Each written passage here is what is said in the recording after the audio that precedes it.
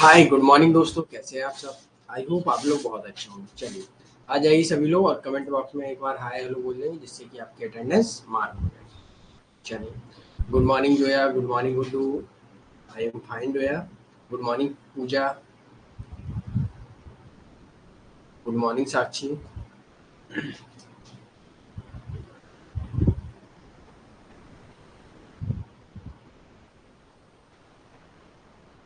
चलिए सभी स्टूडेंट आ जाएंगे और एक बार क्लियर कर दीजिएगा, वॉइस वीडियो पीपीटी सभी क्लियर है ना।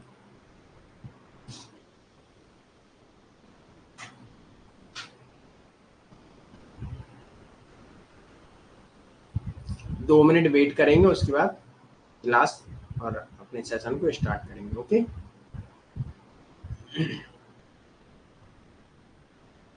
Okay, thank you Guddu. Okay जय जोया।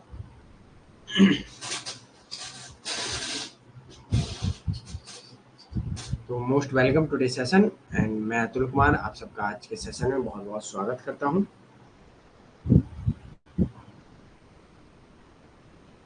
Good morning Chinki.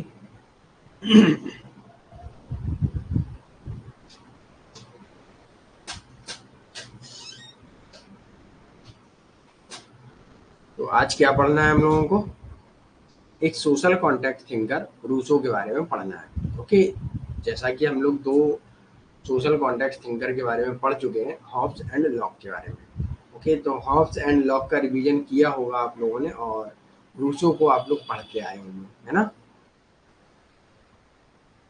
जय श्री कृष्णा करिश्मा। यस वेरी गुड साक्षी।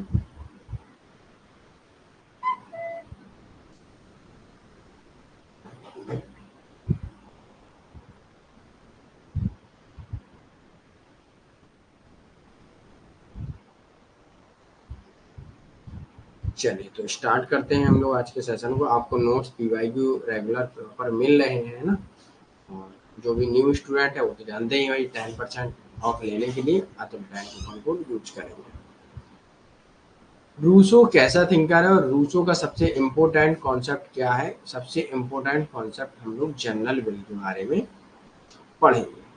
ओके, एक ऐसी सामान्य इच्छा जो सबके हित में और सबके हितों का, सबकी हितैषी जो इच्छा होती है, रियल इच्छा का योग है सामान्य इच्छा। ओके, और इनके अनुसार स्वतंत्रता क्या है। हम्म,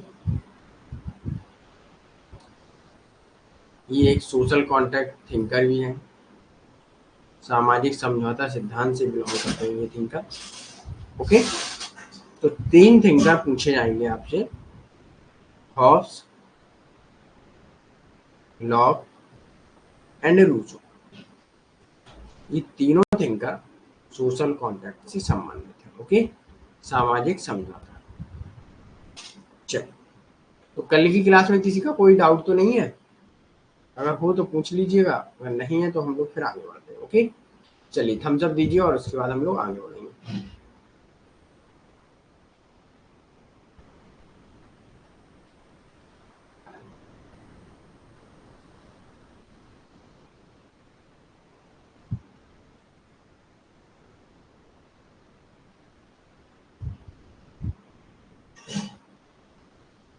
ओके कंचन, यस करिश्मा, तीसरे सोशल कॉन्टैक्ट थिंकर कहा जाता है इनको। ओके चलिए, तो इनका सबसे पहले हम इंट्रोडक्शन परिचय जान लेते हैं। भाई जब तक हम परिचय जानेंगे नहीं तब तक व्यक्ति के बारे में कैसे जानेंगे, है ना। जब तक आप हमें नहीं जानेंगे तब तक हम आपको कैसे जानेंगे। इसलिए गुड मॉर्निंग पंकज। तो पहला पॉइंट है, उनका जन्म जनेवा में हुआ, फ्रांसीसी क्रांति के बौद्धिक जनक हैं ये, है ना। रूसो तीसरे सामाजिक अनुबंध विचारक हैं और समानता स्वतंत्रता लोकतंत्र के आधुनिक मूल्यों के नाम पर आधुनिक सामाजिक वादी है ना, राजनीतिक विचारक हैं। और ये पहले व्यक्ति हैं जिन्होंने लोकप्रिय संप्रभुता के बारे में बात की है। इनके बारे में एक चीज और रखेंगे, लोकप्रिय संप्रभुता। और जो भी इंग्लिश मीडियम से छात्र होंगे इसे हम लोग कहेंगे पॉपुलर सॉवरेन या popular sovereignty. Okay, good morning साबा हुसैन। चलिए रूसो के बारे में उन्होंने समाज और मानव के बीच में मूलभूत विभाजन पर जोर दिया कि मानव समाज कैसा है और मानव की प्रकृति कैसी है, इसके बारे में भी इन्होंने भी चर्चा की है, जैसे कि हॉब्स एंड लॉक ने की थी। ओके, और ये कहते हैं रूसो कहते हैं कि जैसे जैसे कला और विज्ञान का विकास हुआ वैसे वैसे व्यक्ति भ्रष्ट होता गया। Good morning Sumitra. ओके, और प्रकृति की स्थिति में मनुष्य अच्छा था। प्रकृति की स्थिति जो नेचुरल लोगों की कंडीशन थी उसमें व्यक्ति अच्छा था। व्यक्ति कैसा था? व्यक्ति सोचता था, खाता था, पीता था और अच्छे से रहता था। लेकिन वो बताते हैं कि जैसे जैसे समाज का क्रमिकता हुई, मतलब जैसे जैसे समाज डेवलपमेंट हुआ, आर्टिफिशियलिटी आई उसमें, है ना, तो लोग और भ्रष्ट होते गए। कैसे भ्रष्ट होते गए इसे हम एकदम सिंपल तरीके से समझ लेंगे। ओके, जैसे मान के चलिएगा गांव में जो लोग हैं उनके अंदर एक मानवता है ना, वो आपकी मदद कर देंगे। और आप जैसे ही जैसे डेवलप होते जाएंगे और एक शहर की तरफ हो जाएंगे तो शहर में क्या होता है, लोगों को सिर्फ अपने बारे में पता रहता है, बगल का अगर उसका पड़ोसी भी है तो उसके बारे में पता नहीं है, क्योंकि वो अपनी एक भौतिक दुनिया में इतना, कला विज्ञान में इतना खो चुका है कि बगल में एक सामाजिकता भूल गया है ना। तो यही कहते हैं रूसो को, जो प्राकृतिक अवस्था थी व्यक्ति की वो बहुत अच्छी थी, प्राकृतिक स्थिति थी वो बहुत अच्छी थी, नेचुरल कंडीशन बहुत अच्छी थी। और जैसे ही जैसे समाज में संपत्ति बढ़ती गई और लोगों के अंदर स्वार्थ आ गया, और जिससे कि क्या, समाज भ्रष्ट हो गया। और ऐसी करप्शन, भ्रष्ट को हटाने के लिए रूसो ने सामान्य इच्छा का सिद्धांत दिया है, जिसको हम आगे देखेंगे। ओके, यहां तक क्लियर है सभी को? अगला पॉइंट है, उन्होंने समाज में मानवीय समानता के लिए भी अपील की और स्वतंत्रता समानता को मिलाने की कोशिश की। स्वतंत्रता समानता कैसे मिलेगी उसके बारे में भी वो चर्चा करते हैं। अर्थात इनका सारा कॉन्सेप्ट जो घूमकर आता है, इनकी सारी बातें घूमकर आती हैं, वो जनरल विल के ऊपर आती हैं कि स्वतंत्रता समानता कैसे लाएंगे, क्या होगा, क्या करेंगे, उसके लिए सब कुछ है। सबका हल क्या है? General will. जनरल विल क्या है उसके बारे में हम लोग आगे देखेंगे। अगला पॉइंट है, रूसो ने वैध शक्ति और अधिकार के वास्तविक आधार के रूप में सामान्य इच्छा की धारणा की। इसे थोड़ा पढ़ लीजिएगा तो चीजें समझ में और आ जाएंगी। ओके, जो स्टूडेंट पढ़ के आए होंगे, एक बार रीड करके आए होंगे, तो उनको मेरी बात समझ आ रही है। ओके, और जिन्हें नहीं पढ़ा है कोई बात नहीं, लेकिन यहाँ से जाके तुरंत रीड करिएगा। ओके, इनकी कुछ इंपोर्टेंट बुक है, इन बुक को बहुत अच्छे से याद करना है क्योंकि एग्जाम में पूछते हैं। Discourse on art and science 1750 1750। हमारी आत्माएं हमारे विज्ञान और हमारी कलाएं की पूर्णता की ओर बढ़ने के अनुपात में भ्रष्ट हो गई हैं। इस बुक में वो बताते हैं कि हमने जो कला विज्ञान का विकास तो किया, वो हमने क्यों किया था कि हम अच्छा जीवन जिए, लेकिन उन्होंने हमें इतना बना दिया कि हम अब भ्रष्ट हो गए। भ्रष्ट कैसे हो गए? जैसे मान के चलिए हमने कई चीजों का विकास किया, अच्छे के लिए किया था। हमने क्या किया था, जैसे अभी प्रेजेंट टाइम में हमने एक ड्रोन कैमरा बनाया, तो अब क्या होने लगा, ड्रोन से भी युद्ध होने लगे, वॉर होने लगे। तो हमने बनाया था किसके लिए? अच्छाई के लिए, कि हम इससे सिक्योरिटी देखें। लेकिन लोगों ने, अन्य देशों ने ड्रोन को एक सैनिक यंत्र के रूप में तब्दील कर दिया और उससे हमले करने लगे। लेकिन बनाया था अच्छे के लिए, कर रहे हैं हम लोग मिस यूज उसका। ओके, जैसे मोबाइल का बहुत यूज है, लेकिन कई लोग मिस यूज करते हैं, फ्रॉड करते हैं कई चीजें। जैसे डिजिटल आज पेमेंट है, तो हम लोगों ने एक सुविधा के लिए बनाया था, इसके लिए नहीं बनाया था कि आगे जाके हमारे साथ फ्रॉड हो, है ना। जब कोई भी चीज आती है तो वो एक समाधान लेके भी आती है। जब एक किसी भी प्रॉब्लम का समाधान आता है तो उसके साथ एक नई समस्या आती है। ओके, और उन समस्याओं में कभी लोग भ्रष्ट भी हो जाते हैं और उन समस्याओं का समाधान करने के लिए नए सॉल्यूशन भी ढूंढते हैं, है ना। तो रूसो कहते हैं जैसे जैसे कला विज्ञान का विकास हुआ वैसे वैसे क्या हुआ, भ्रष्टाचार भी उत्पन्न हुआ, करप्शन भी हुआ। ओके, सुमित्रा आपको क्लियर है? साक्षी, सामा हुसैन, आई होप सभी लोगों को क्लियर होगा। ऐसे ही discourse on the origin basis of inequality also now second discourse भी के नाम से भी इसे जाना जाता है। डिस्कोर्स ऑफ पॉलिटिकल इकोनॉमी, इसमें राजनीतिक अर्थव्यवस्था के बारे में बात की गई है। मानव प्रकृति का वर्णन इसमें किया, origin of the disease. Okay, याद रखिएगा। एमाइल जो बुक है इनकी, एमाइल 1762, में पब्लिश हुई। ये शिक्षा के बारे में बात की गई है, इसमें एजुकेशन के बारे में। ओके, सिर्फ इतना ही याद रखिए। और जो अंतिम जो पुस्तक है सोशल कॉन्ट्रैक्ट, ये पुस्तक 1762 में लिखी गई है। इस पुस्तक में उन्होंने अपनी जनरल विल का विचार कॉन्सेप्ट दिया है। ओके, ये चीज याद रखिएगा। और सोशल कॉन्ट्रैक्ट जो पुस्तक है आपको कंफ्यूज भी कर सकती है, क्योंकि हमने आपको जॉन लॉक और हैंडहॉफ्स को पढ़ा है, तो उसमें भी आपको ये कंफ्यूज करेगी। याद रखिएगा क्लियर कट कि सोशल कॉन्ट्रैक्ट जो पुस्तक है वो किसकी है, रूसो की। मैंने आपसे कहा था बुक की आप लोग एक लिस्ट बना लीजिएगा थिंकर के अकॉर्डिंग, उसमें आपका सब कुछ हो जाएगा। ओके, चलिए अब आगे बढ़ते हैं। ऑन इनलाइटनमेंट मतलब ज्ञानोदय, आत्मज्ञान पर बात करते हैं। ज्ञानोदय, उन्होंने कहा रूसो ने कि जैसे ही जैसे प्रबुद्ध यूरोप था, the entitlement for the series of demo dramatic revolution in the science and philosophy and politics in European thought and culture। यूरोपीय समाज में जैसे जैसे विकास हो रहा था, मतलब ज्ञान का उदय हो रहा था। ज्ञान का उदय मीन्स होता है एक व्यक्ति के अंदर तार्किक क्षमता आ रही थी, वो समस्याओं के समाधान तो ढूंढ रहे थे, नए नए समाधान आ रहे थे उनके पास, लेकिन उनके साथ एक समस्या भी आ रही थी, लोग भ्रष्टाचारी भी बनते जा रहे हैं। कैसे? उस व्यक्ति ने, जब प्राकृतिक अवस्था में कोई भी व्यक्ति था तो जमीन का टुकड़ा, जो जमीन का फील्ड थी, है ना, खेत थे, तो उसने एक टुकड़े पर अपना कब्जा किया और उस कब्जे को कहा कि ये हमारा है। जब व्यक्ति ने कहा ये मेरा है, तो यहाँ से व्यक्ति के अंदर किसकी भावना उत्पन्न होती? स्वार्थ। स्वार्थ में क्या होता है? व्यक्ति अपने स्वयं के लिए सोचता है। जैसे जैसे ये सभी के अंदर भावना आई तो सभी लोग स्वार्थी हो गए। अवसर हित में नहीं सोचा लोगों ने। तो जैसे ही जैसे क्या हुआ, प्रबुद्धता ने यूरोपीय विचार और संस्कृति में विज्ञान, दर्शन और राजनीति में नाटकीय क्रांति की श्रृंखला संदर्भित की। 18वीं शताब्दी के दौरान विचारकों के वैज्ञानिक तरीकों को लागू करने और तर्क को जीवन के संचालन के लिए सबसे अच्छा मार्गदर्शन मानने की आवश्यकता पर बल दिया गया, है ना। और जैसे जैसे ये सारी चीजें हुई तो रूसो ने इस बुद्धिमत्ता का विरोध किया। बुद्धिमत्ता का विरोध क्यों किया? रूसो ने कहा अगर आप नैतिक हो रहे हैं अच्छी बात है, सब कुछ कर रहे हैं आप, ठीक है, आपने विकास किया, लेकिन उन्होंने इस चीज का विरोध इसलिए किया क्योंकि आप समाज के विश्वास और नैतिक संस्थाओं को नष्ट करने की जिम्मेदार है। आपके अंदर अब नैतिकता नष्ट हो गई क्योंकि आप स्वार्थी हो गए, है ना। तो ऐसी क्या काम की भौतिक अवस्था या ऐसा क्या काम का कला एवं विज्ञान का विकास जो आपके अंदर एक नैतिकता भ्रष्ट कर दे, राइट। जैसे मान के चलिएगा न्यूक्लियर वेपन्स किस लिए बनाए गए? कि उससे हम लोग ऊर्जा उत्पन्न करें, राइट।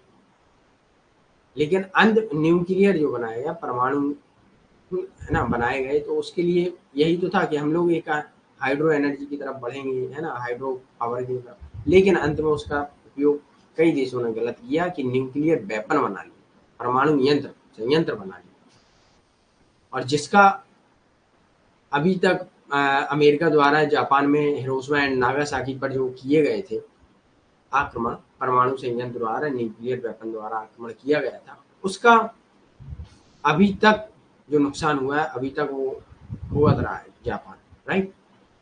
तो व्यक्ति के अंदर विकास तो आ जाता है, जैसे आप हैं, ठीक है, आपके अंदर विकास आ जाएगा, सब आ जाएगा, तार्किकता आ जाएगी। आप जब तार्किक हो जाएंगे तो आप उतने ही भ्रष्ट हो जाएंगे। और तार्किकता क्या करती है? व्यक्ति को भ्रष्ट कर देती है। हर बार तर्क करना भी अच्छा नहीं होता, राइट। क्यों नहीं होता है? क्योंकि आप तर्क करेंगे तो कभी अंतिम निर्णय तक नहीं पहुंच पाएंगे। जैसे मान के चलिएगा आपको मैं पेन देता हूँ, ठीक है, मैंने आपको एक पेन दिया और वो चलता है थोड़ा पतला, तो आप कहेंगे कि पतला पेन है, कॉपी का पेपर फट जाएगा, है ना। पेपर फट जाएगा तो मैं लिखूंगा कैसे? मैं लिखूंगा नहीं तो मुझे ज्ञान कैसे प्राप्त होगा? तो आप तर्क कर रहे हैं, आपने उससे कोशिश की ही नहीं कि लिखने की। आप हल्के हाथ से पकड़िएगा तो आप लिख लेंगे आराम से, है ना, अच्छी राइटिंग भी आएगी। आप उस पर तर्क कर रहे हैं और अंत में आप कोई भी डिसीजन नहीं ले पा रहे, इसलिए उन्होंने तार्किकता को खराब कहा है। ओके, रूस और यूक्रेन में तो अभी भी चल रहा है। यस यस करिश्मा, रूस एंड यूक्रेन में अभी भी चलेगा। ठीक है?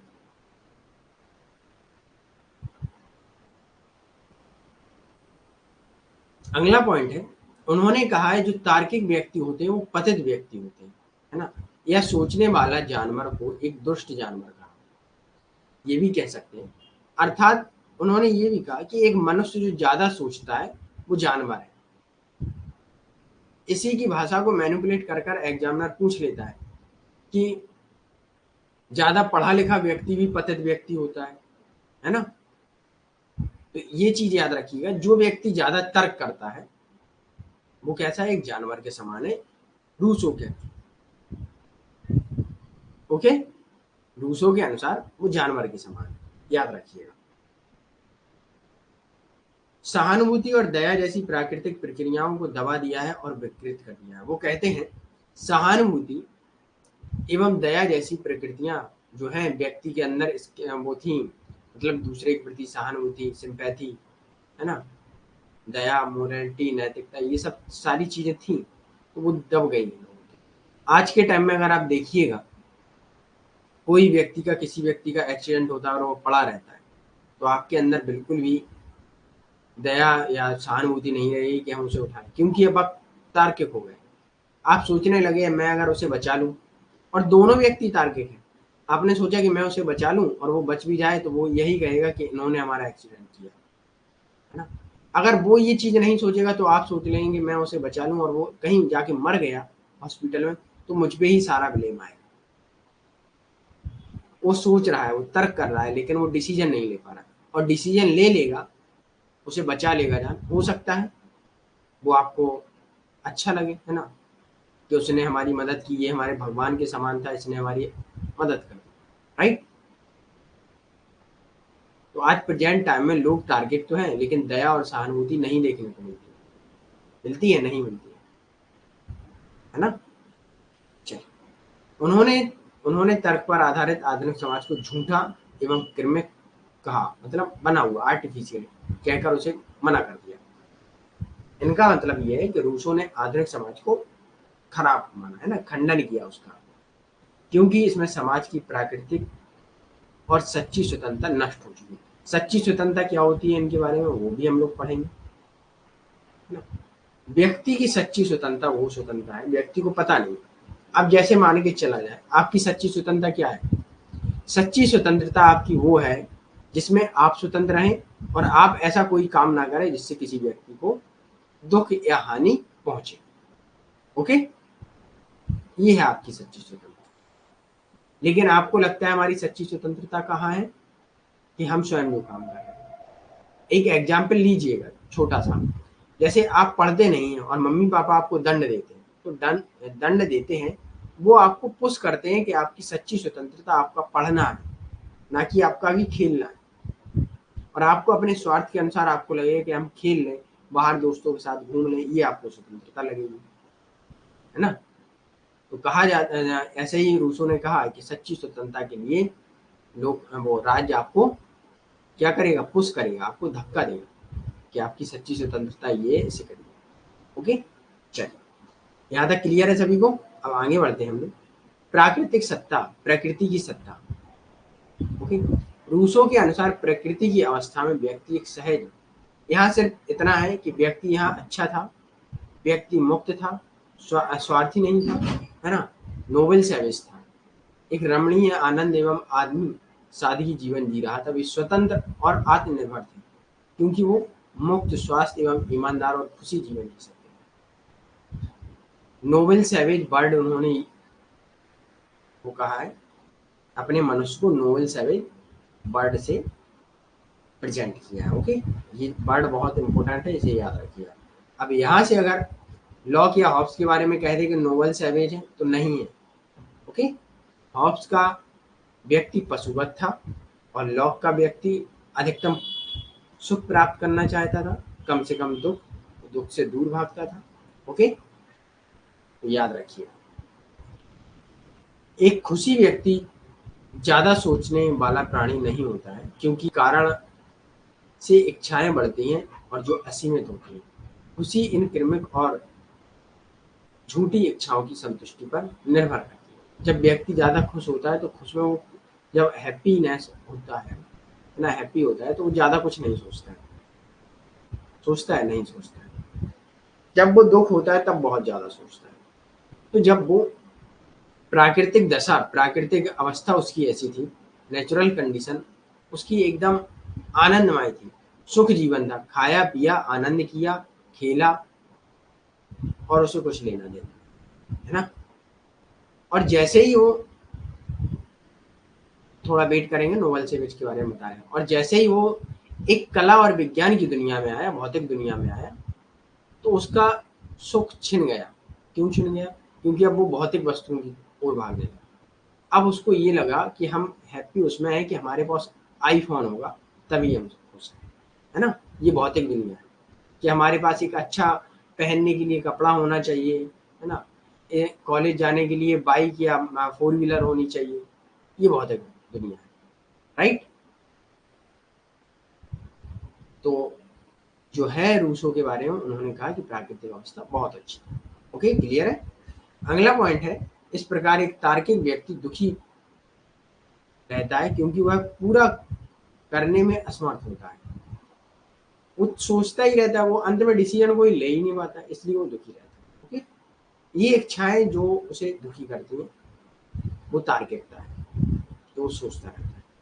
ओके, अब जैसे आप सोचें कि सर इतने में ही सारा कुछ हो जाएगा, सर मुझे और तो नहीं पढ़ना पड़ेगा, सर मैं क्या करूं क्या ना करूं, है ना। अब आप सोच रहे हैं कि कैसे होगा क्या होगा, आपने डिसीजन लिया ही नहीं अभी तक। डिसीजन लेना ये है कि आपने तैयारी स्टार्ट कर दीजिएगा, आपका हो जाएगा। अब आप सोच रहे हैं कि इतना सारा सिलेबस कैसे पढ़ेंगे, स्टार्ट तो कीजिए। रास्ते लंबे होते हैं मगर जब हम चलना स्टार्ट करेंगे तभी तो वो छोटा होगा, होगा। ओके, यहाँ तक क्लियर है। साबोस and noble savage, noble savage उन्होंने अपने व्यक्ति की प्राकृतिक अवस्था के लिए यूज किया है हमारे। ओके,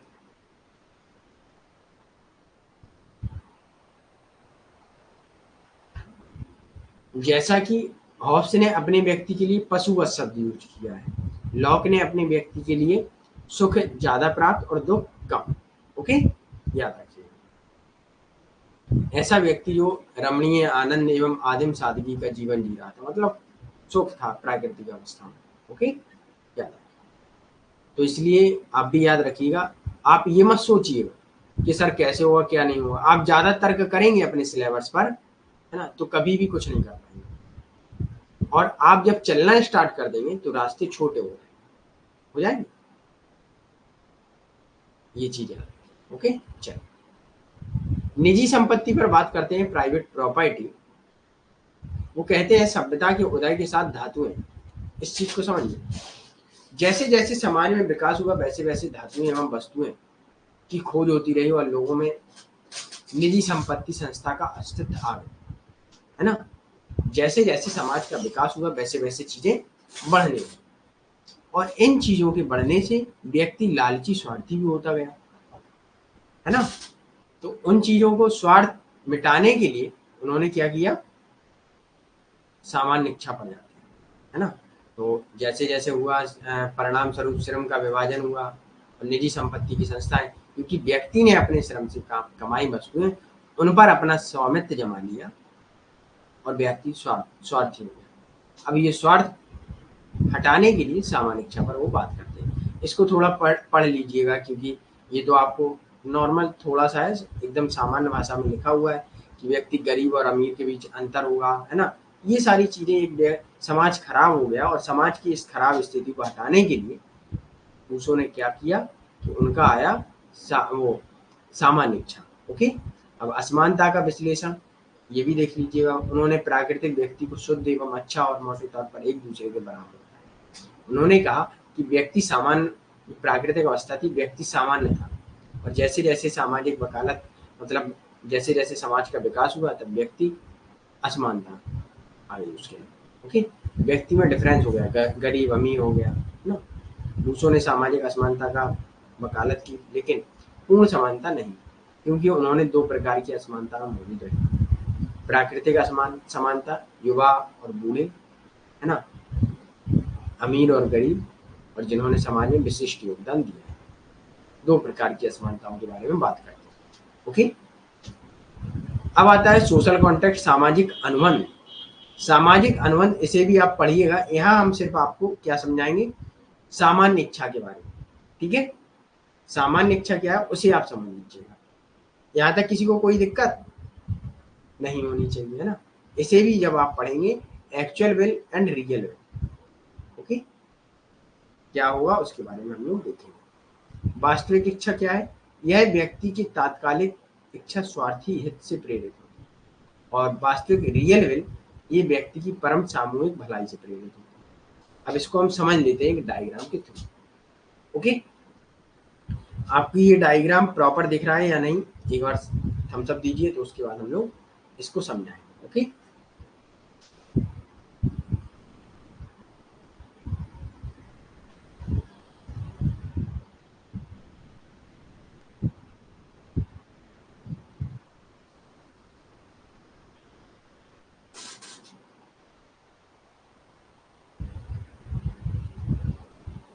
ओके, गुड करिश्मा, गुड, वेरी गुड।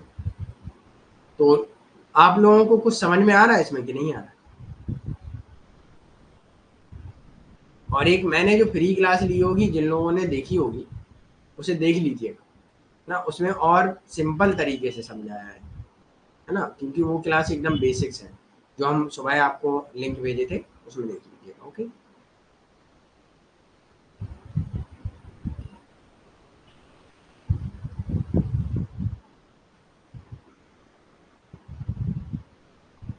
चलिए तो स्टार्ट करते हैं। ये आपकी इच्छा है। ओके, आपकी इच्छा 2 प्रकार की होती है, एक रियल विल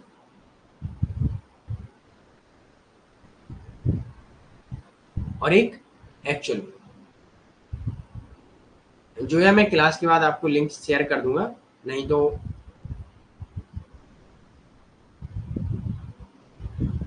शाबा हुसैन, आपने सुबह क्लास ज्वाइन किया था, है ना, तो इन लोगों को लिंक अभी भेज दो उस क्लास का, तो ये लोग वो देख लेंगे। ओके, थोड़ा ग्रुप में जाके उस लिंक को यहाँ कॉपी पेस्ट कर दीजिएगा। शायद गुलनाज आपने भी क्लास ज्वाइन की थी, तो उसको भी भेज दीजिए। चलिए, ये बेल है, आपकी इच्छाएं 2 प्रकार की होती है। तो कहते हैं इच्छाएं 2 प्रकार की, एक रियल विल होती है, जो ओरिजिनल विल होती है, जो सुप्रीम होती है, जो सबके बारे में सोचता है, और एक एक्चुअल विल होती है, जो सेल्फिश होती है, जो स्वाहित। एक्चुअल विल को तात्कालिक इच्छा बोलते हैं,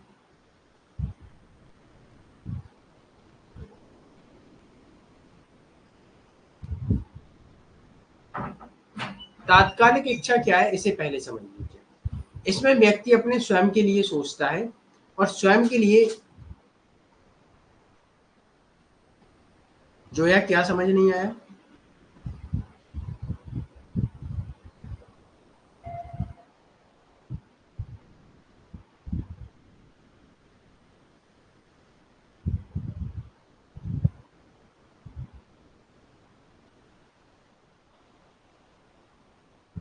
अभी जो हम वो कॉन्सेप्ट पढ़ा रहे हैं वो समझ नहीं आया?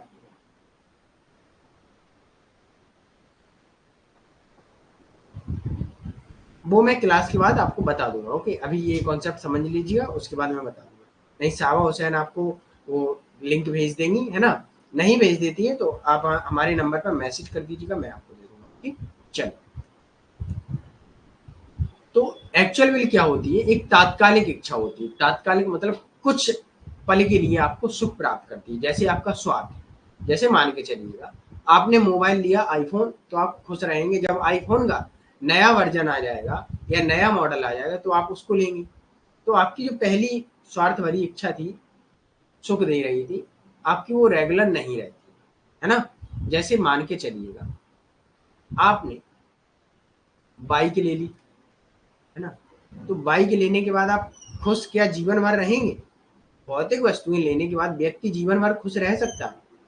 नहीं रह सकता, राइट। ये व्यक्ति की तात्कालिक इच्छा मतलब कुछ समय क्षणिक सुख के लिए होती है। जैसे मान के चलिएगा आज 14 प्रो वगैरह ये मोबाइल चल रहे हैं आईफोन, तो इनका लेने से आपको जीवन भर खुश हैप्पीनेस प्राप्त नहीं हो सकती, राइट। अब रियल विल में क्या होता है, ये आपकी तात्विक इच्छा है।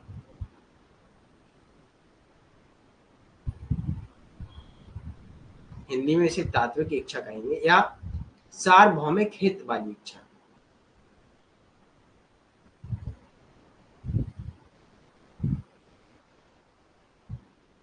ओके, मतलब सभी के हित में इच्छा। इस इच्छा में हम लोग क्या करेंगे कि आप किसी गरीब को देखकर उसकी मदद कर दें, तो आपको जीवन भर उससे क्या मिलेगा, प्रेरणा मिलती रहेगी और आप जीवन भर खुश रहेंगे कि आपको लगेगा कि हमने किसी गरीब की मदद की है, राइट, है ना। ये चीज समझ में आई कि रियल विल क्या है और एक्चुअल विल क्या है। ये बताइए, अगर आप लोगों को यहाँ तक क्लियर है तो फिर हम आगे एक और स्टेप बढ़ेंगे, नहीं तो एक छोटा सा और सिंपल सा एग्जाम्पल लेंगे। ओके, बताइए।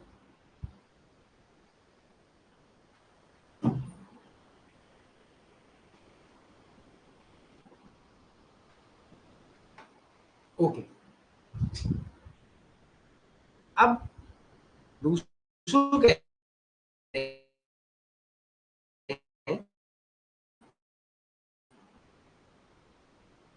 ओके गुरु, जैसे आपको, ठीक है, क्लास आने के बाद आपने अपने स्वार्थ के बारे में क्या सोचते हैं कि क्लास में मैं आऊंगा और नोट्स बनाऊंगा और किसी को भी नोट्स नहीं दूंगा, राइट।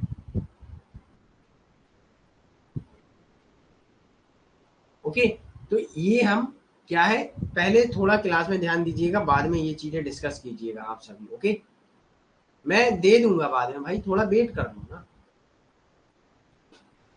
गुड्डू, जैसे आप कोई क्लास आए, ठीक, ये क्लास आप पढ़ रहे हैं और आपने अपने स्वार्थ में सोचा कि मैं नोट्स बनाऊंगा और किसी भी स्टूडेंट को नहीं दूंगा, तो आपको ये प्रेजेंट टाइम में खुशी प्राप्त करेगा, सुख प्राप्त करेगा, लेकिन लंबे समय तक नहीं।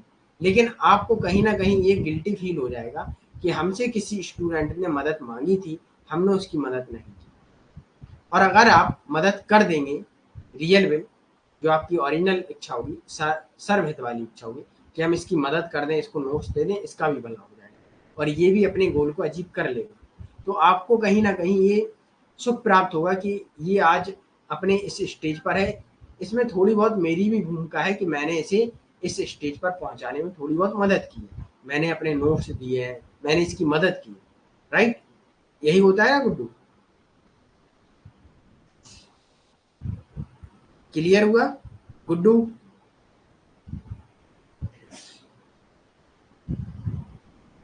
ओके, अब क्या है, अब रूसो कहते हैं कि जो रियल विल है, ओरिजिनल विल है, जो हायर नोबलर एंड सुप्रीम है, जो सब सार्वजनिक हित, सभी के हित के बारे में सोचती है, और जो जनरल विल है, जनरल विल ऐसी ही इच्छाओं का योग है।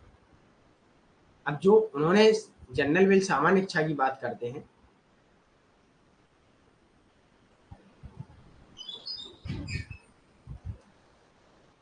सामान्य इच्छा सभी व्यक्तियों की, समाज में जितने भी व्यक्ति हैं उनकी ऐसी इच्छा जो कैसी होगी, जो रियल विल होगी, जो सार्वजनिक हित में सोचने वाली इच्छा होगी, वो जनरल विल होगी। मतलब कहने का ये, सभी व्यक्तियों की रियल विल का योग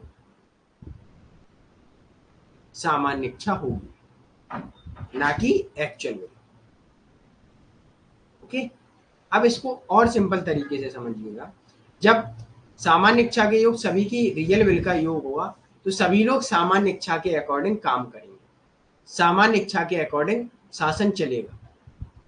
और इसी को उन्होंने क्या कहा कि यह लोकप्रिय संप्रभुता, पॉपुलर सॉवरेन, जिसमें क्या है, सभी लोगों की इच्छा है। डेमोक्रेसी में क्या होता है, सभी, जनता सर्वोपरि, सर्वोपरि हायर होती है ना, सर्वोपरि होती, सर्वोच्च होती है। ओके, रियल विल में क्या है, सभी जनता, सभी जनताओं की एक रियल विल, सार्वजनिक हित वाली इच्छा, सामान्य इच्छा का योग है। सॉरी, रियल विल जो है सार्वजनिक हित वाली इच्छाओं का योगी सामान्य इच्छा है। तो यहां से क्वेश्चन एक ऐसे भी बन सकता है कि सामान्य इच्छा क्या है या किन इच्छाओं का योग है। सामान्य इच्छा रियल विल का योग है। ओके, अब और सिंपल तरीके से ये समझिएगा, आपका हित किसमें है। जैसे मान के चलिएगा यहाँ सारे स्टूडेंट बैठे हुए हैं, ठीक है, आप सबने सभी लोगों को अभी कितना सिलेबस पूरा पढ़ना पड़ रहा होगा, और सभी लोगों ने कहा कि हम सबकी सामान्य इच्छा ये है, एक रियल विल, हम सबकी एक सार्वजनिक हित में ये इच्छा है कि हम लोग आपस में अपनी सार्वजनिक हित की इच्छा प्रेजेंट करें कि हम लोग सब लोग साथ में पढ़ लें और सब लोग एक दूसरे की भलाई कर लें। सब लोग एक दूसरे को कॉन्सेप्ट समझा देंगे तो इससे क्या होगा, समय भी कम लगेगा और सबको हम लोग एक अच्छे मार्ग की ओर ले जाएंगे। अगर कोई व्यक्ति अपने स्वार्थ में भी सोच रहा होगा तो हम उसे पुश करेंगे कि भाई ये तुम्हारी इच्छा है, ये तुम्हारी स्वतंत्रता है कि आप पढ़ें साथ में और आपको अपने गोल अचीव हो जाए। ओके, तो इसीलिए रूसो कहते हैं कि जो समाज है वो चलेगा किससे, सामान्य इच्छा। अब सामान्य इच्छा सभी व्यक्तियों की रियल विल है, सार्वजनिक हित वाली इच्छा है। इसे ही उन्होंने क्या कहा, सच्ची स्वतंत्रता। अब व्यक्ति की सच्ची स्वतंत्रता कब होगी, जब व्यक्ति, ये पेन भी ना, सच्ची स्वतंत्रता ट्रू फ्रीडम क्या होगी,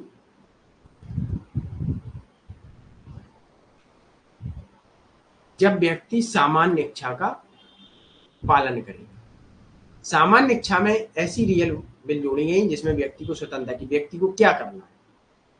व्यक्ति को स्वतंत्रता कब है कि व्यक्ति अपने स्वार्थ में सोच रहा है, उसे लग रहा है कि हमारी ये इच्छा है कि हम ये सोचें या करें, इसमें स्वतंत्रता है। लेकिन जैसे मान के चलिएगा, एक छोटा सा एग्जाम्पल लीजिएगा, आपके पिताजी को आपकी सच्ची स्वतंत्रता के बारे में पता है ना। जब आप सोचेंगे एक घर में, जैसे मान के चलिएगा मूवी चल रही है, ठीक है, और एक चिप्स का पैकेट है, आप चिप्स का पैकेट फाड़ेंगे और आप खा लेंगे, आप किसी से पूछेंगे नहीं, छोटे भाई बहनों से नहीं पूछेंगे ना बड़े से। और जब आपके पापा चिप्स खा रहे होंगे तो वो सबसे पहले सबके बारे में सोचेंगे। उन्हें पता है कि यही सबकी सार्वजनिक सर्वहित के बारे में सोचेंगे, ये उनकी रियल विल है। और जो आप अपने बारे में सोच रहे हैं वो आपकी एक्चुअल विल, और जो समाज बना है वो रियल विल से बना है। ओके, जो कानून बनेंगे वो रियल विल से बनेंगे, सामान्य इच्छा। और सामान्य इच्छा को मानने में ही लोगों की सच्ची स्वतंत्रता है। और सच्ची स्वतंत्रता को मनवाने के लिए आपको पुश किया जाएगा, आपके ऊपर मतलब दबाव बनाया जाएगा कि आपकी ये स्वतंत्रता है, इसे मानिए। ओके, ये चीज क्लियर हुई।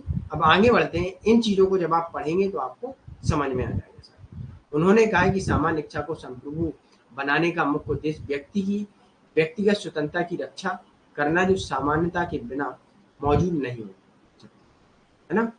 अधिक सटीक रूप से आर्थिक समानता का उल्लेख कर रहे हैं, क्योंकि इसके बिना सामाजिक राजनीतिक समानता संभव नहीं है। रूसो का कहना है कि सामान्य इच्छा वास्तव में सामान्य होने के लिए सामान्य होना चाहिए। कहने का तात्पर्य यह है कि सभी लोगों की सामान्य इच्छा सार्वजनिक हित वाली। इसका मतलब है समाज में हर किसी को सामान्य इच्छा द्वारा दिए गए निर्णय आवाज उठानी चाहिए। उदाहरण के लिए प्रत्येक व्यक्ति को वोट देने का अधिकार होना चाहिए। सामान्य इच्छा में क्या है, सर्व व्यक्ति की वोट देने की इच्छा, तो वो सामान्य इच्छा है। ओके, समाज के निर्णय या नीति बनाने के समय लोगों का सामान्य या सामान्य अच्छे के बारे में सोचना। जब कानून बनेंगे तो सामान्य इच्छा का प्रयोग किया जाएगा। ओके, ये चीज याद रखिए। आ गया यहाँ तक समझ में सामान्य इच्छा क्या है। तो सामान्य इच्छा रियल विल का योग है। सामान्य इच्छा को ही मानने में सच्ची स्वतंत्रता प्राप्त होती है। ओके, लोकप्रिय संप्रभुता क्या है उसको भी याद रख लीजिएगा। लोकप्रिय संप्रभुता ऐसे समझ लीजिएगा, जब सामान्य इच्छा को माना गया तो लोगों की इच्छाएं प्रकट की गई, अर्थात सभी लोगों की इच्छाएं, और ऐसी इच्छाएं जो सार्वजनिक हित में। जब सभी लोगों की इच्छाएं हुई तो जनता द्वारा लोक प्रशासन बनता है ना, डेमोक्रेसी आती है। तो इसे ही उन्होंने बताया है पॉपुलर सॉवरेनिटी। ओके, रूसो की संप्रभुता राजनीतिक समुदाय में निहित थी, जो अविच्छेद एवं अविभाज्य थी। इस प्रकार लोकप्रिय संप्रभुता की धारणा या अवधारणा प्रतिपादित की। संप्रभुता का जन्म लोगों के साथ रहा क्योंकि समाज के प्रत्येक सदस्य द्वारा साझा किया सारे व्यक्तियों की इच्छा नहीं, सामान्य इच्छा के सर्वोच्च अधिकारी के लिए खड़ी है लोकप्रिय संप्रभुता। यह प्राकृतिक कानून दैवीय कानूनों पर निर्भर नहीं है बल्कि लोगों की संगठित शक्ति पर निर्भर है। जो गलत है और क्या सही है इस पर निर्धारित करने के लिए सभी कारण के स्रोत के रूप में इसे पढ़ लीजिएगा। ओके, अगर नहीं आएगा समझ में तो एक बार हमसे फिर से पूछिए और इसे पढ़ने के बाद ही पूछिएगा। ओके, क्योंकि चीजें आप जब को एक बार पढ़ने में ना आए समझ में, कम से कम एक व्यक्ति को 3 बार रीडिंग करना चाहिए। अगर वो 3 बार रीडिंग कर लेगा तो चीजें ऑटोमेटिक क्लियर हो। ओके, ये चीज याद रखिएगा। उदारवादी प्रतिनिधि सरकार की आलोचना की उन्होंने। उदारवाद क्या है? उदारवाद में व्यक्ति व्यक्तिगत सोचता है, अपने व्यक्तिगत हितों के बारे में सोचता है, इसलिए उन्होंने इसकी आलोचना की कि व्यक्ति अपने हित में सोचेगा तो इसके लिए वो इसका साथ नहीं देते हैं। लिबरलिज्म जब मैंने आपको पढ़ा है, आज सुबह क्लास वही हुई थी, लिबरलिज्म उदारवाद की, जिसमें मैंने आपको बताया। मैं अभी उसकी आपको लिंक भेज दूंगा ओके क्लास के बाद। उनका मानना था कि सरकार की अंग्रेजी संसदीय प्रणाली में केवल लोगों को साल में 5 साल में एक बार स्वतंत्र किया जाता है। कब किया जाता है? जब चुनाव होते हैं। ओके, तो यहाँ एक चीज याद रखिएगा, यहाँ पूछ लिया जाता है कि किस थिंकर ने कहा कि अंग्रेजी सरकार द्वारा संसदीय प्रणाली में या अंग्रेजी सरकार द्वारा या अंग्रेजी शासन में सिर्फ व्यक्ति को स्वतंत्रता तभी प्राप्त होती है जब वो एक राजा या चुनाव में किसी को वोट कर रहे हैं 5 साल में सिर्फ एक बार। ऐसे भी क्वेश्चन बन सकता है कि अंग्रेजी सरकार या अंग्रेज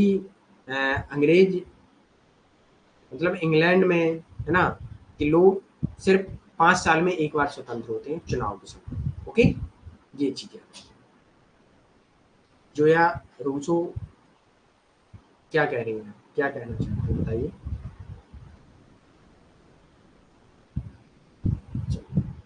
अगला पॉइंट है, उन्होंने प्रत्यक्ष लोकतंत्र की वकालत की। प्रत्यक्ष लोकतंत्र में क्या होता है? प्रतिनिधि नहीं, प्रतिनिधि में क्या है? प्रतिनिधि अपने यहाँ है। जैसे आपके गांव में जब गांव की जनता का प्रतिनिधि कौन होता है? प्रधान होता है ना। और प्रत्यक्ष में डायरेक्ट डेमोक्रेसी होती है।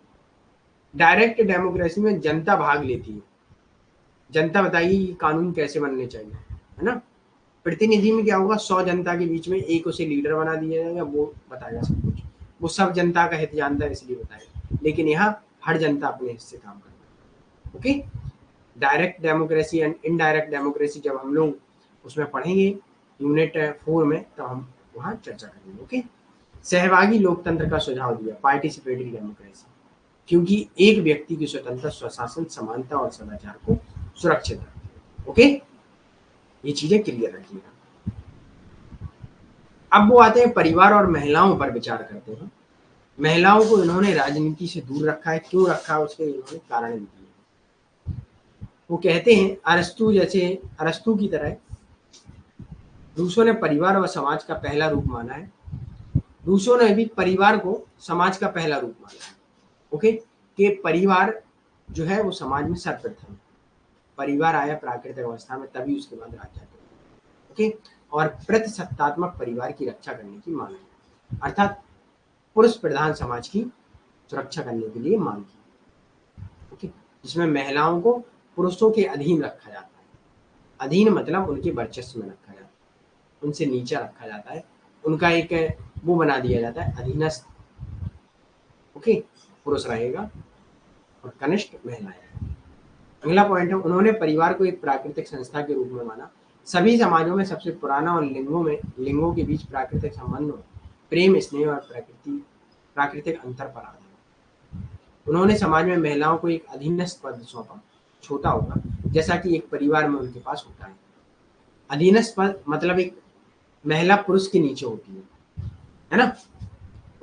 जैसा आज के टाइम में आपके घर में मम्मी पिताजी की बात मानती हूँ, ये चीजें मैं मतलब मम्मी की घर में चलती तो है लेकिन मम्मी लास्ट डिसीजन नहीं लेती, लास्ट डिसीजन आपके पिताजी की लेते हैं।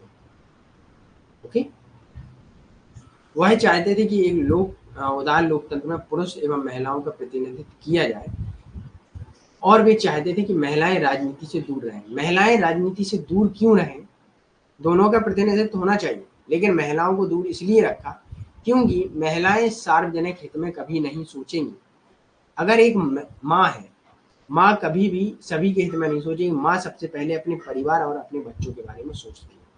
अगर प्रेजेंट टाइम में आप भी अपने घर या फैमिली में देखें तो मोहल्ले में अगर कुछ भी हो रहा है, आपकी सोसाइटी में कुछ हो रहा है ना, कोई भी अगर आंधी तूफान आता है तो महिला सबसे पहले, आपकी माँ सबसे पहले अपने बच्चों की केयर करें कि हमारे बच्चे कहाँ हैं, उनको सुरक्षा प्रदान करें।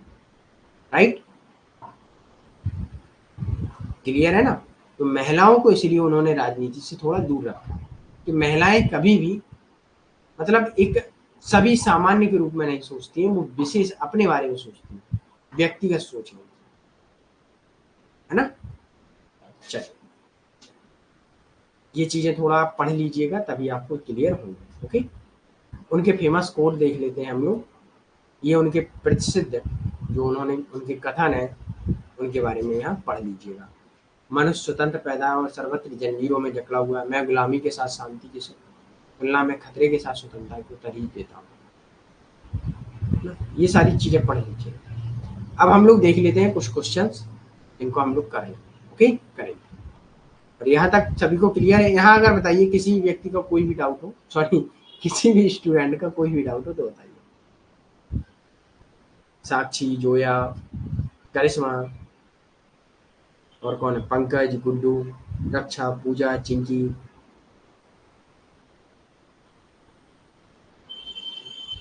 सावा हुसैन, गुलनाज, कोमल,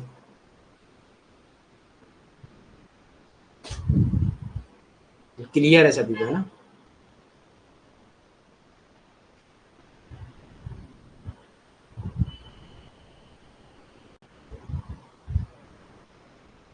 ओके, वेरी गुड गुड्डू।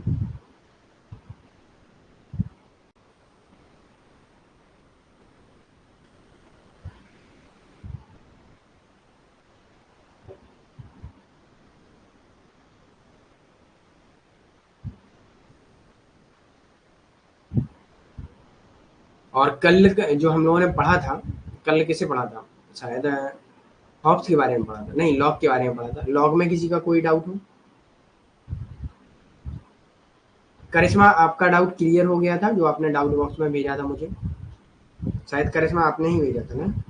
मनुष्य स्वतंत्र और समस्त जंजीरों से जकड़ा है, ये समझ नहीं आया। ओके, समझाते हैं, देख लेते हैं। मनुष्य स्वतंत्र पैदा होता है और हर जगह जंजीरों में जकड़ा दिया जाता है। आपका जन्म कैसे होता है? स्वतंत्र। आप बचपन में रहते हैं तो आपको सारी चीजें मतलब एक अच्छा लगता है। जैसे जैसे आप बड़े होते जाते हैं वैसे वैसे आपके ऊपर क्या आ जाता है कि समाज का प्रेशर आ जाता है। फिर आपको भौतिक इच्छाएं भी आती हैं आपकी कि अब हमें क्या करना चाहिए, है ना। जैसे मान के चलिए क्लास 5-6 तक आप स्वतंत्र रहते हैं, है ना। जैसे 7 और 8 आता है तो आपके पास एग्जाम का प्रेशर आता है। हाई स्कूल आता है तो आपके पास और प्रेशर आता है ना। इंटर आता है तो थोड़ा और प्रेशर आता है। फिर इंटर के बाद ये लगता है कि हम थोड़ा फ्री हो, लेकिन इंटर के बाद आपकी रियल लाइफ आती है और फिर आप जंजीरों में जकड़ जाते हैं कि अब हमें ग्रेजुएशन करना है। आपको लगता है ग्रेजुएशन होने के बाद हम स्वतंत्र हो जाएंगे, लेकिन फिर आपके पास प्रेशर क्या आता है? अब भौतिक प्रेशर आएगा, समाज का प्रेशर आएगा कि हमें जॉब के लिए तैयारी करनी है। जॉब लग जाएगी, जॉब के बाद आपकी शादी होगी, शादी के बाद क्या आएगा? फिर से प्रेशर रहेगा कि अब हमें समाज के अनुसार समाज में जो भौतिक संसाधन है उनको भी इकट्ठा करना है, एसेट्स भी हमको अपने इकट्ठे करना है। तो अर्थात आप स्वतंत्र पैदा तो होते हैं लेकिन कभी भी स्वतंत्र नहीं होते हैं। आप जंजीरों में जकड़ जाते हैं। किन जंजीरों में? जो समाज के द्वारा बनाई गई जंजीरें हैं उनमें जकड़ जाते हैं आप, है ना। राइट, समाज द्वारा शिक्षा का पैटर्न बनाया गया है, समाज द्वारा सारी चीजें बनाई गई हैं तो इनमें आप जकड़ जाते हैं। ओके, जिंदगी नहीं है रूल बुक है। यस, देखो जिंदगी ये है जो या ये अब जिंदगी हम लोगों की नहीं है। जो बचपन है, बच्चे हैं, बच्चे बहुत खुश रहते हैं, उन्हें कभी भी किसी से मतलब नहीं है, उन्हें अपने मन की इच्छा करना है। लेकिन हम लोगों का क्या है, अब यहाँ से स्टेज ऐसा हो जाएगा कि हमारी लाइफ में प्रेशर आता ही रहेगा। हम लोगों को मोटिवेशन की जरूरत पड़ती रहती है। क्यों पड़ती रहती है? क्योंकि हमारी लाइफ एकदम प्रेशर हो जाती है, प्रेशर बहुत हो जाता है। बच्चों को मोटिवेशन की आवश्यकता नहीं पड़ती जब वो उनका बचपन रहता है। उनको एक एक्सटर्नल मोटिवेशन, जैसे टॉफी दे दीजिएगा, वो उसमें ही खुश है।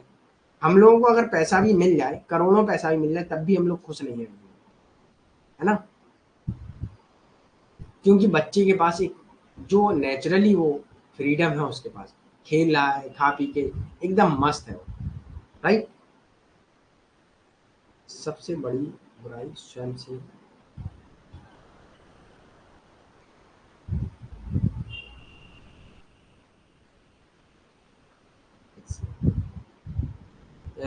साक्षी क्या कहना चाहती है? सबसे बड़ी बुराई स्वयं से प्रभावित कैसे हो, है ना।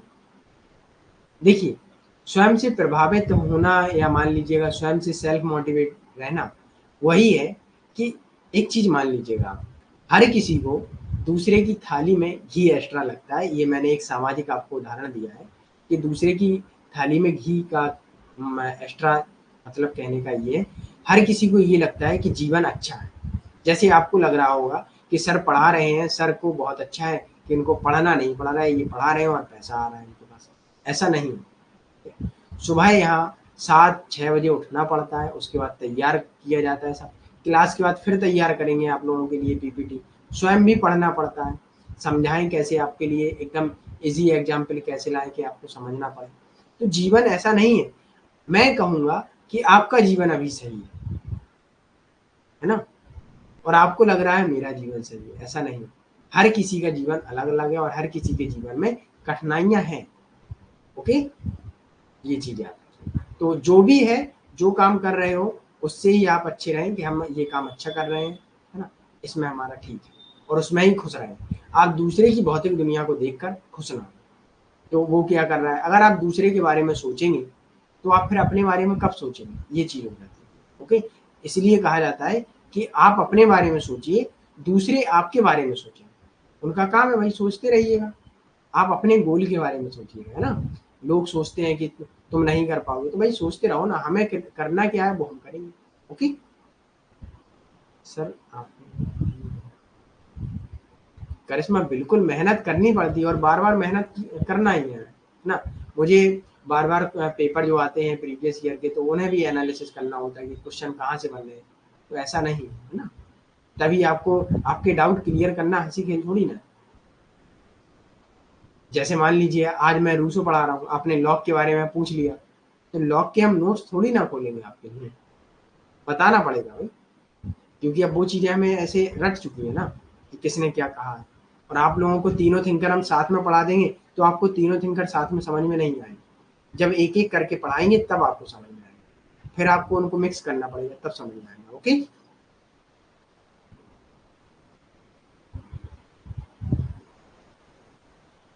यस यस, सबको अपना हार्ड और दूसरों की लाइफ सरल लगती है।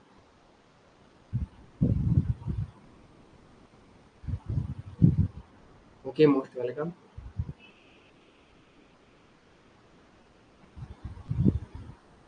यस, तो सारी चीजों का जवाब देना पड़ता है। चलिए अब हम लोग कुछ क्वेश्चंस कर लेते हैं। ओके, पहला क्वेश्चन ये रहा आपकी स्क्रीन पर, रूसो को अधिनायकवादी किसने बताया, या रूसो के लोकतंत्र को अधिनायकवादी किसने बताया। अधिनायकवादी क्यों बताया? क्योंकि रूसो की सामान्य इच्छा सभी की इच्छा है। ओके, और सामान्य इच्छा को मानने के लिए राज्य आपको क्या करेगा, बाध्य करेगा। क्यों करेगा? क्योंकि वही आपकी सामान्य इच्छा है। ओके, चलिए बताइए, तो याद रखिएगा। ओके, वेरी गुड पंकज, काल पॉपर। अगला क्वेश्चन ये रहा, रूसो के लिए एक विचारशील व्यक्ति भ्रष्ट पशु है। अगला है कारण सामान्य भावनाएं जीवन को मूल्य देती हैं। चलिए आंसर कीजिए।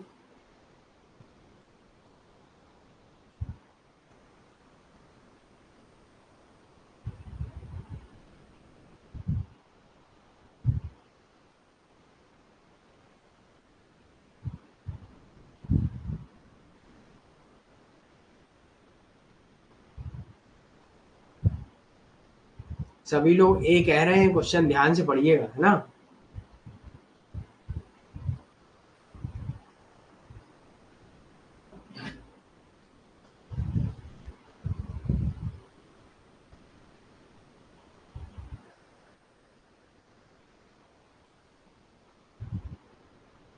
चलो, ऑप्शन इसका बी है, ठीक है। विचारशील व्यक्ति पशुवत तो है, लेकिन सामान्य इच्छाएं जीवन को मूल्य देती है, ये भी सही। लेकिन दोनों आपस में क्या नहीं है, स्पष्टीकरण, सही व्याख्या नहीं कर रहे। दोनों सही है, क्यों नहीं कर रहे हैं? विचारशील व्यक्ति एक पशुवत व्यक्ति है, क्योंकि अगर कारण में दिया होता कि कला और विज्ञान ने व्यक्ति को तार्किक क्षमता, या कला और विज्ञान ने व्यक्ति को भ्रष्ट बना दिया, ओके, तार्किक क्षमता कम कर।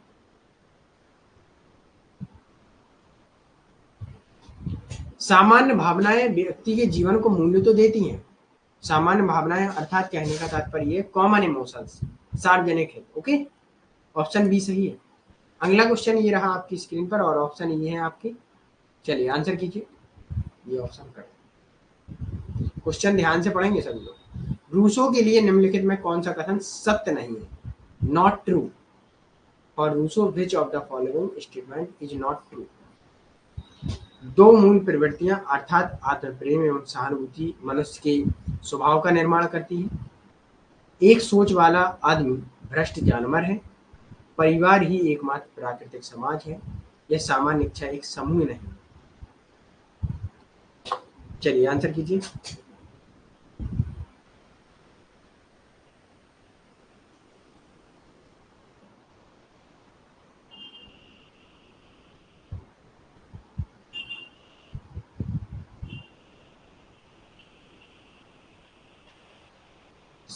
सभी लोग वही बी कर रहे हैं, थोड़ा पढ़ो ध्यान से, है ना। नहीं पूछा गया, नॉट ट्रू। बी में आप दूसरा और तीसरा बता रहे हैं। तो एक सोचने वाला आदमी भ्रष्ट जानवर होता है, ये तो सही है ना रूसो के अनुसार। यहाँ पूछा गया सही नहीं है ना। एक परिवार एकमात्र प्राकृतिक समाज है, ये भी सही है, प्लेटो के अनुसार इन्होंने माना है, अरस्तु के अनुसार, है ना। दो मूल प्रवृत्तियां अर्थात आत्मप्रेम एवं सहानुभूति मनुष्य के स्वभाव का निर्माण करती है। तो सच्चा कौन सा नहीं है, सही नहीं है, नॉट ट्रू। सामान्य इच्छा एक समूह नहीं है, सामान्य इच्छा समूह है, क्योंकि सभी व्यक्तियों की सामान्य इच्छा, मैंने बताया रियल विल का योग ही सामान्य इच्छा, और रियल विल में व्यक्ति की सार्वजनिक हित की इच्छा होगी। ओनली 4 सही है, ओके। क्वेश्चन देखिए, गलत क्यों हो रहे हैं? क्योंकि आपने ध्यान से पढ़ नहीं, ध्यान से पढ़िएगा, क्वेश्चन सही होंगे, ओके। अगला क्वेश्चन ये रहा आपकी स्क्रीन पर। विज्ञान निम्न में किसके लिए व्यर्थ की जिज्ञासा का फल है? दार्शनिक मात्र बौद्धिक चंचलता है, विनम्र जीवन की सुविधाएं, चमकीला है।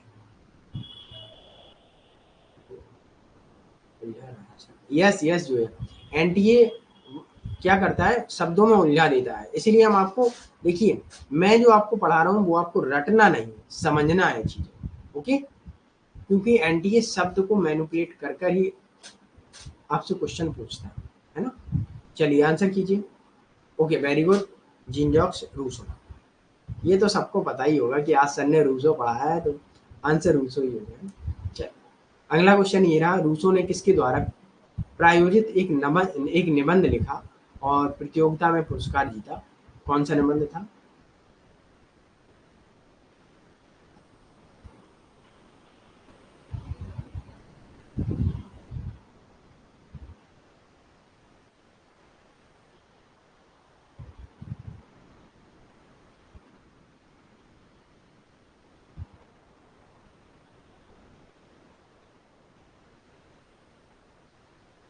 आंसर कीजिए भाई। अच्छा इसका दे चुके, चलिए देख लेते हैं। ऑप्शन ए सही है।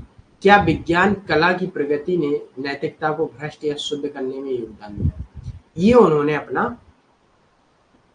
जो प्रतियोगिता हुई थी, कंपटीशन हुआ था, उसमें इस निबंध के लिए उन्होंने एक पुरस्कार जीता था, जो द एकेडमी ऑफ लेजन इन 1749 में, ओके। चलिए अगला क्वेश्चन ये रहा, रूसो के लिए राजनीतिक समाज का प्रथम मॉडल सभी समाजों में सबसे प्राचीन पर आधारित था। सबसे प्राचीन क्या था? अभी आपने पढ़ा है, सबसे प्राचीन परिवार, ओके, फैमिली, याद रखिएगा। और यहाँ क्वेश्चन समाप्त होते हैं आपके। आई होप आप लोगों को बहुत अच्छा लगा होगा आज का सेशन। मैंने आपको एकदम सिंपल तरीके से समझाने की कोशिश की है, फिर भी नहीं आया होगा समझ में तो डाउट होगा, उसमें आप अपने जो भी आपके डाउट हो तो उन्हें पूछिएगा, है ना। ओके, टेलीग्राम ग्रुप आप लोगों ने ज्वाइन कर लिया है, नहीं किया हो तो उसे भी ज्वाइन कर लीजिए। Okay,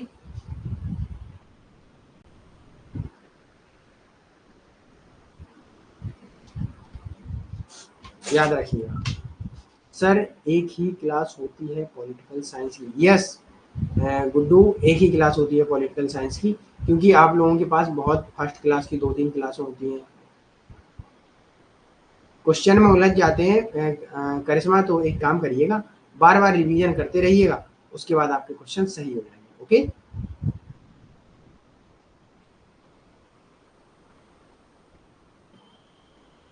okay, most welcome Zoya.